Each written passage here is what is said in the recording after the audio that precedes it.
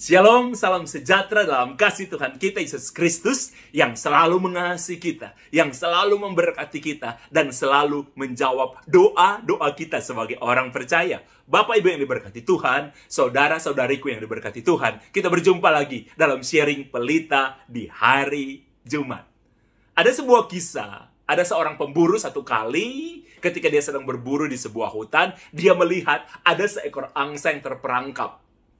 Dia mendekati angsa itu, dia melepaskan angsa itu dari perangkap, dia membawa pulang angsa itu ke rumah, dia membersihkan angsa itu, membalut luka-luka angsa itu, kemudian sang pemburu ini tidur.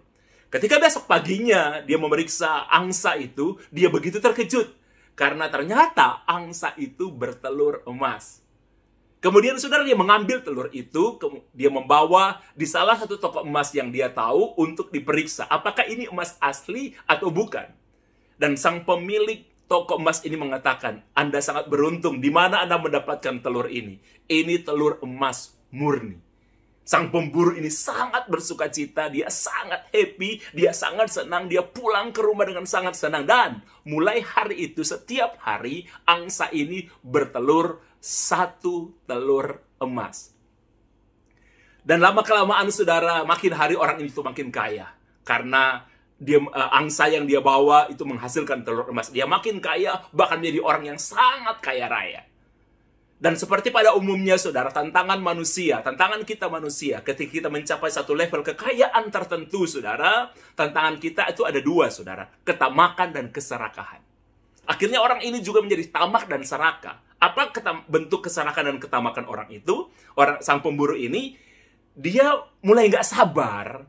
Ya, dia mulai nggak sabar karena setiap hari angsa ini hanya bertelur satu telur emas. Dia berharap angsa ini bisa bertelur, saudara, lebih banyak lagi telur emas. Dia berusaha memberi makan yang baik, dia berusaha memberi tempat yang terbaik. Tapi angsa itu tetap memberikan dia satu hari satu telur emas. Akhirnya karena orang ini mulai lebih serakah lagi, saudara, dia mulai lebih tamak lagi, dia mulai berpikir, bagaimana kalau saya potong angsa ini, kemungkinan di dalam perut angsa ini ada begitu banyak telur emas. Akhirnya, saudara, karena keserakahannya dia, karena ketamakan sang pemburu ini, satu hari, saudara, dia memotong angsa itu dan membelah angsa itu, dan dia begitu kecewa. Ternyata, di dalam perut angsa itu seperti angsa pada umumnya. Tidak ada telur emas yang jumlahnya banyak. Bapak Ibu yang diberkati Tuhan, saudara-saudariku yang diberkati Tuhan, cerita itu sudah klasik dan mungkin sudah pernah Anda dengar, tapi cerita itu menunjukkan kepada kita manusia, betapa kadang-kadang kita, saudara, begitu tamak, kita begitu serakah kalau kita telah berhasil.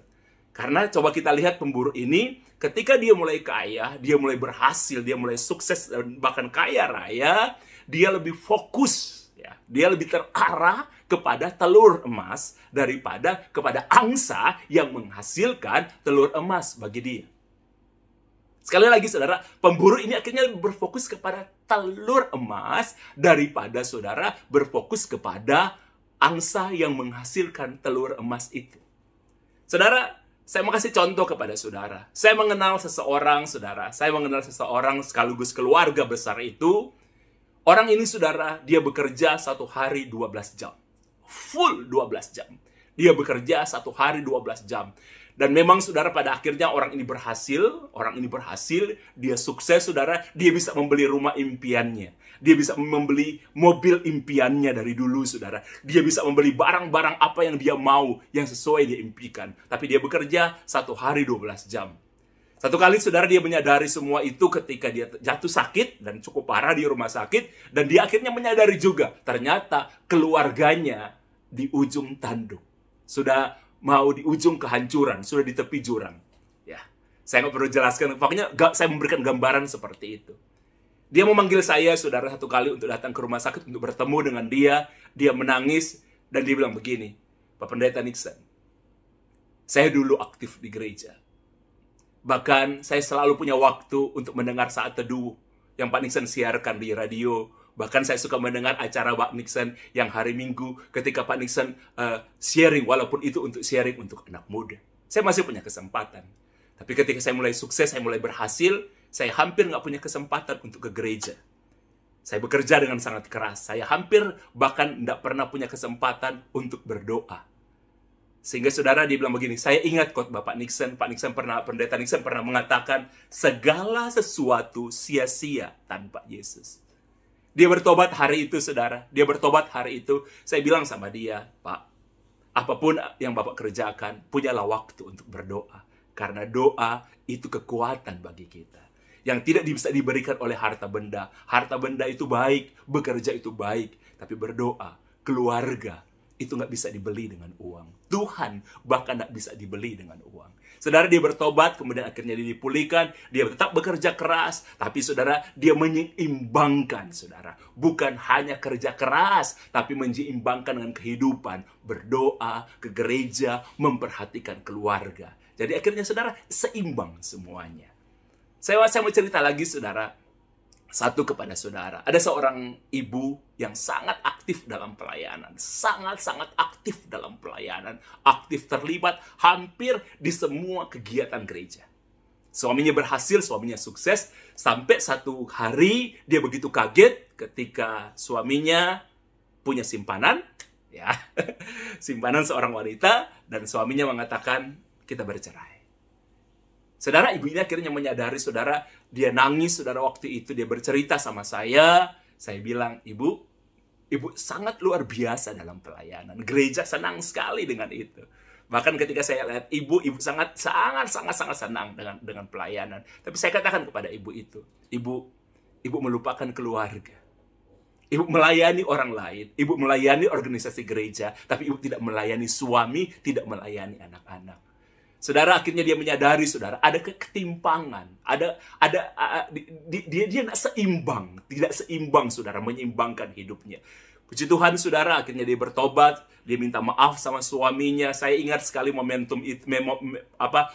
itu dia mencium kaki suaminya, dan dia katakan, izinkan saya. Seperti kata Pak Pendeta Nixon, saya mau jadi penolong buat kamu, bukan sekedar sebagai seorang istri.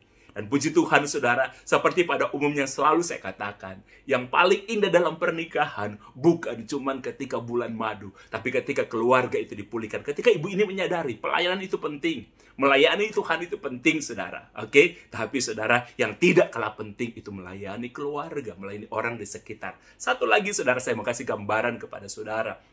Saudara, saya mengenal satu bapak, saudara, yang membuat usahanya. Ya, usahanya ini hanya usahanya menengah, tapi bertumbuh dengan sangat baik. Ya, dia bekerja keras juga. Tetapi saudara, ada satu problem yang dia hadapi karena hanya dalam beberapa waktu, saudara, ya beberapa tahun sekali orang-orang penting, bahkan orang-orang di bawahnya dia banyak yang keluar. Jadi di perusahaannya itu orang keluar masuk, saudara. Orang keluar masuk. Satu kali, saudara, ada orang gereja yang sudah beberapa tahun bekerja dengan dia, punya kemampuan yang sangat luar biasa. Satu kali, saudara, orang ini pun keluar. Dan saya mengenal bapak yang keluar ini, saya juga mengenal bapak yang punya usaha ini, saudara. Satu kali, saudara, dia ketemu dengan saya, dia marah-marah, dia bilang, saya kecewa sekali, Pak Nixon. Nah, saya sudah mendengarkan keluhan dari bapak yang keluar ini. Saya bilang, Pak, Bapak menerapkan aturan yang sangat keras kepada Bapak. Saya bilang, Pak, Bapak jangan marah. Bapak datang ke sini biar bicara kepada saya, bukan untuk cari dukungan, bukan? Tapi Bapak ingin cari keluar dari masalah. Tapi kalau Bapak ingin cari dukungan, saya dukung Bapak. Buat apa aja yang Bapak mau? Enggak, Pak Nixon. Apa yang harus saya lakukan?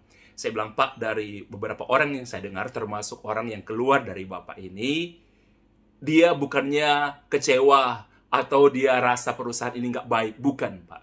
Dia cuma merasa begini, Bapak terlalu banyak menekan, Bapak terlalu banyak mengharapkan dari dia, Bapak terlalu banyak, saudara, membuat dia untuk bekerja dengan sangat keras, tetapi imbalan yang Bapak berikan tidak seimbang.